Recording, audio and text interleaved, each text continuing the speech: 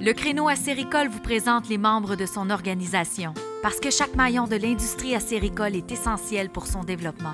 Agir ensemble pour innover et exceller. Merci à nos partenaires.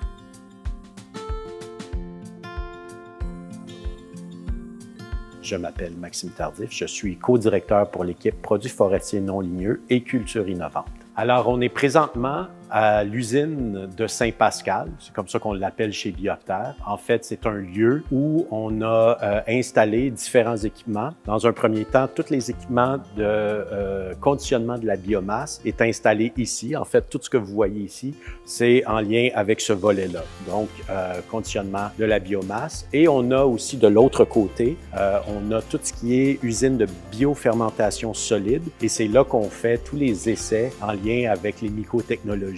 On fait beaucoup de production de différents matériaux. Bonjour, je m'appelle Émilie Gingras. Je suis professionnelle de recherche dans l'équipe des mycotechnologies au sein de Bioptère. Du côté mycotechnologie, il y a comme 3 axes principaux. Il y a la myciculture qui est la culture des champignons.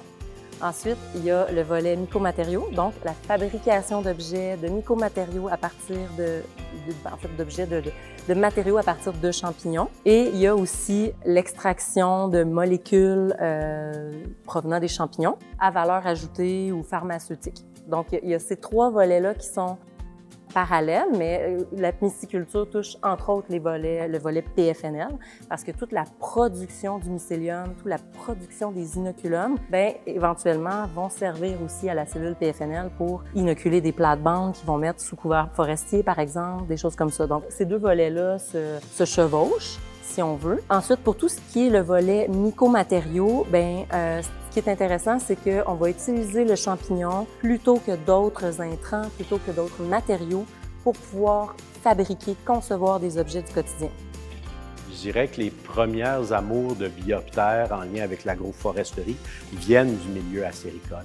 À l'époque, lorsqu'on a commencé à opérer, on avait plusieurs projets de développement sur les produits forestiers non ligneux et d'agroforesterie qui émergeaient en milieu acéricole. Donc, je vous dirais que c'est un petit peu la genèse de notre intérêt pour le développement des produits forestiers non ligneux. Donc, mon souhait serait clairement qu'un jour, on puisse s'asseoir avec tout ce beau monde-là qui ont l'intérêt de faire plus et de décider ensemble de ce que pourrait être la suite.